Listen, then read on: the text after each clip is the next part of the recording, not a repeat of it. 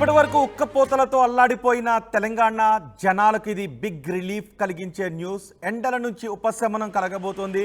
5 రోజుల పాటు తెలంగాణను వర్షాలు ముద్దాడబోతున్నాయి. రేపు రాష్ట్ర వ్యాప్తంగా భారీ వర్షాలు కురుస్తాయని వాతావరణ శాఖ అధికారులు చెప్తున్నారు. ఇప్పటికే వాతావరణం మెల్లగా చల్లబడుతూ వస్తోంది. వాతావరణ శాఖ తుఫాను హెచ్చరికలను జారీ చేసింది.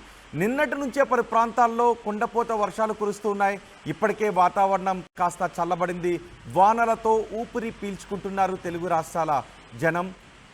వాతావరణంలో వస్తున్న మార్పులు, కురవబోతున్న వర్షాలకు సంబంధించి వాతావరణ శాఖ అధికారులు ఏం చెప్తున్నారు మా ప్రతినిధి శిల్ప అందిస్తారు.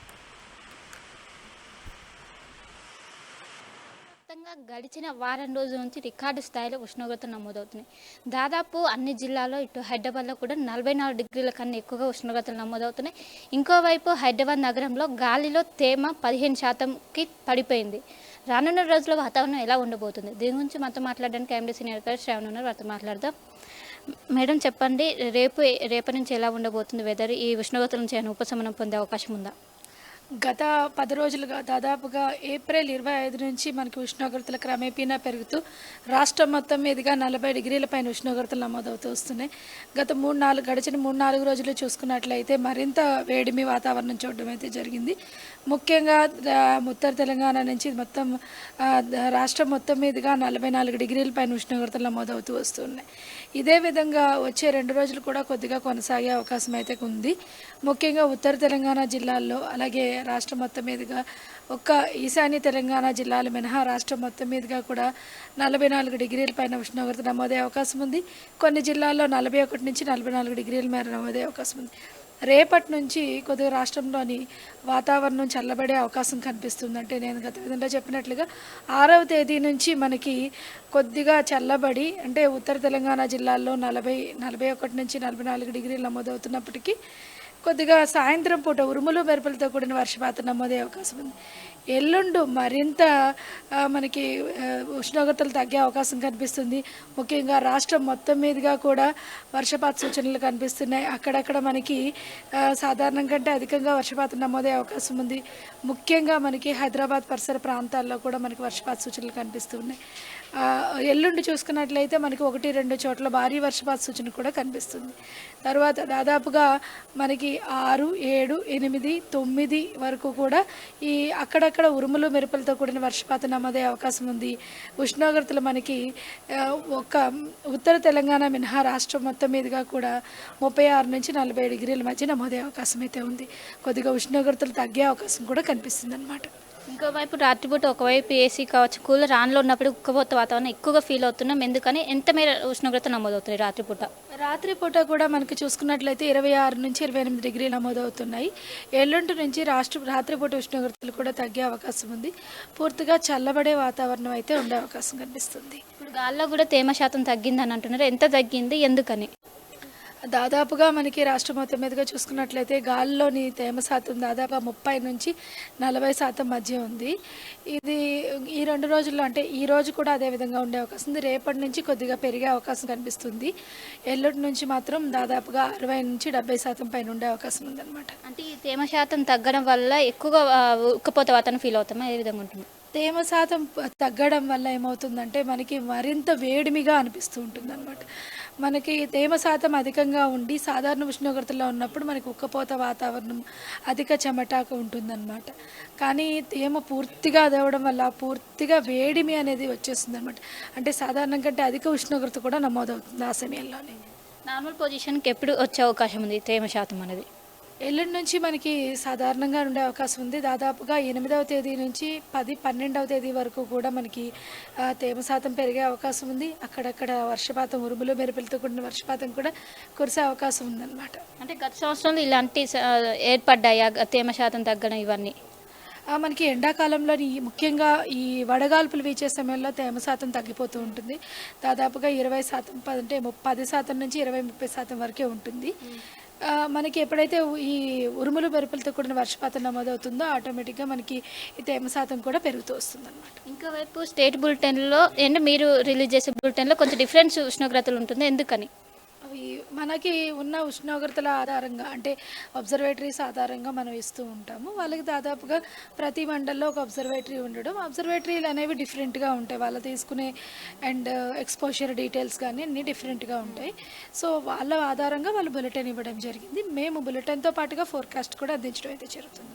ఈ వర్షపాతం అనేది ఎన్ని రోజుల వరకు ఉంటుంది? హైదరాబాద్ నగరంలో ఎన్ని రోజుల వరకు ఉండే అవకాశం ఉంది ఈ ప్రభావం? దాదాపుగా ఎల్లుండు అంటే 8వ తేదీ 9వ తేదీ ఉండే అవకాశం అయితే ఉంది. తర్వాత కొద్దిగా తగ్గినప్పటికీ చల్లటి వాతావరణం అయితే ఉంటుంది. ఇప్పుడు ఈ అలర్ట్స్ ఏమైనా అలర్ట్స్ ఇస్తున్నారా రాష్ట్రానికి? మనకి 2 రోజుల్లో వడగాల్పుల దిశగా ఉన్నందున ముఖ్యంగా ఉత్తర మరియు దక్షిణ తెలంగాణ జిల్లాలైన మహబూబ్ నగర్, నాగర్ కర్నూలు, వనపర్తి, జోగులాంబ, గద్వాల్, అలాగే ఉత్తర తెలంగాణ జిల్లాలైన ఆదిలాబాద్, ఆసిఫాబాద్, మంచిర్యాల, నిజామాబాద్, కామారెడ్డి, జగిత్యాల వరకు కూడా మనకి ఆరెంజ్ అలర్ట్ ఇవ్వడం జరిగింది. ఈరోజు రేపు కూడా అదే జిల్లాల్లో ఉండే అవకాశం అయితే ఉంది.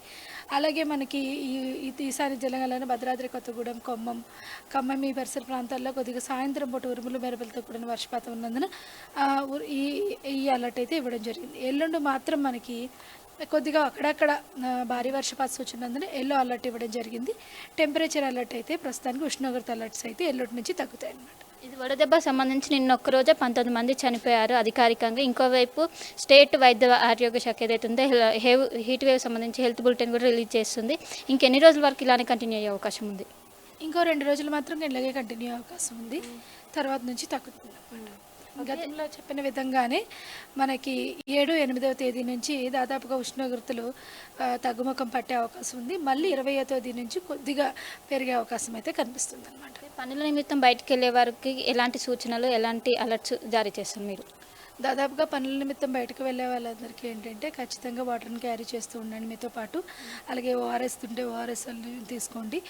మ్యాక్సిమం అంటే కంటిన్యూస్గా మీరు ఎండలో ఉండకుండా ఒక గంట, ఒకవేళ ఖచ్చితంగా ఎండలోనే చేయాల్సి వచ్చినప్పుడు అట్లీస్ట్ ఒక హాఫ్ 1 అవర్ బ్రేక్ తీసుకోవడం వల్ల డైరెక్ట్గా ఎఫెక్ట్ కాకుండా ఉంటుందన్నమాట. దీనివల్ల వడదెబ్బను కూడా తగ్గించుకోవడం అవుతుంది. ఓకే, మన బ్యాక్గ్రౌండ్లో మ్యాప్ చూసిన మొత్తం కూడా నిప్పుల కుంటంలా మారింది. ఎప్పుడు ఇది చేంజ్ అయ్యే అవకాశం ఉంది? దాదాపుగా గత 2 రోజుల నుంచి కంటే ఈరోజు కొంచెం ఆరెంజ్ కలర్లోకే వచ్చింది. మనకి రేపు వరకు కూడా కొద్దిగా ఈ విధంగా ఉంటుంది. ఎల్లుండి నుంచి కొంచెం తగ్గే అవకాశం కనిపిస్తుంది. ఇప్పుడు ప్రస్తుతం ఏమైనా క్లౌడ్ మూమెంట్ ఏమైనా ఉన్నాయా? మనకి రాయలసీమ ఉత్తర కోస్తాంధ్ర పరిస్థితుల్లో కొద్దిగా క్లౌడ్ ఉంది. అది కొద్దిగా నాగర్ కర్నూలు కానీ, సూర్యాపేట, ఈ భద్రాద్రి కొత్తగూడెం, ఖమ్మంలోని ఒక ఉరుములు మెరుపులతో కూడిన వర్షపాతం ఇచ్చే అవకాశం అయితే ఉంది. అది సాయంత్రం వరకు. కోల్ బెల్ట్ ఏరియాలో ఉష్ణోగ్రతలు ఏ విధంగా నమోదవుతున్నాయి? కోల్ బెల్ట్ ఏరియాలో ముఖ్యంగా చూసుకున్నట్లే పెద్దపల్లి, కరీంనగర్, భూపాలపల్లి, ములుగు, భద్రాద్రి కొత్తగూడెంలో కూడా మనకి 45 డిగ్రీల ఉష్ణోగ్రత నమోదే అవకాశం కనిపిస్తుంది.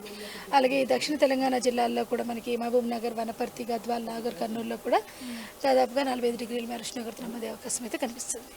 ఇంతవరకు మనకు రాయలసీమ ఏరియాలో ఎక్కువగా ఉష్ణోగ్రత నమోదు అక్కడ 40, కానీ ఈ సంవత్సరం తెలంగాణలో కూడా నమోదవుతున్నాయి. ఏంటి అంటారు? దాదాపుగా మనకి మే నెలలోని మనకు కూడా అధికంగా ఉష్ణోగ్రతలు నమోదవుతాయి. కానీ మొత్తం ఈసారి దేశం మొత్తం మీదుగా కూడా అధిక ఉష్ణోగ్రతలు నమోదవుతూ వస్తున్నాయి అన్నమాట.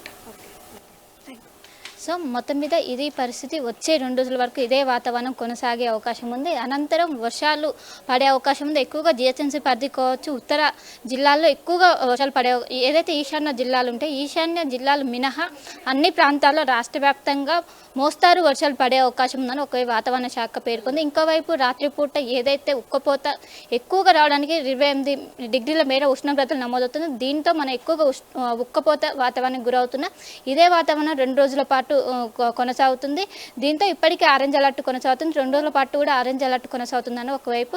ఇంకోవైపు ఏదైతే ఇప్పుడు హైయెస్ట్గా 46 డిగ్రీల మేర ఉష్ణోగ్రతలు నమోదవుతున్నాయని, ఏదైతే ఇప్పుడు వర్షపాతం ఉందో ఈ వర్షపాత ప్రభావం తగ్గిన అనంతరం మళ్ళీ ఇంకా ఈ 46 నుంచి ఇంకా అధికంగా 2 నుంచి 3 డిగ్రీలు అధికంగా పెరిగే అవకాశం ఉందని ఒకవైపు వాతావరణ శాఖ అధికారులు సూచిస్తున్నారు. ఏదైతే ఎండ తీవ్రత ఎక్కువగా ఉంటుందో ఆ సమయంలో బయటికి రావద్దు. ఎక్కువగా వృద్ధులు కావచ్చు, చిన్నపిల్లలు ఆ సమయంలో బయటికి వస్తే వడదెబ్బ తగిలే అవకాశం ఉంది. ఎప్పటికప్పుడు జాగ్రత్తలు పాటించాలని ఒకవైపు వైద్య ఆరోగ్య శాఖ కావచ్చు, ఇటు వాతావరణ శాఖ ఎప్పటికప్పుడు ప్రజలకు అలర్ట్స్ జారీ చేస్తున్న పరిస్థితి మన కోరలుగా కనిపిస్తుంది.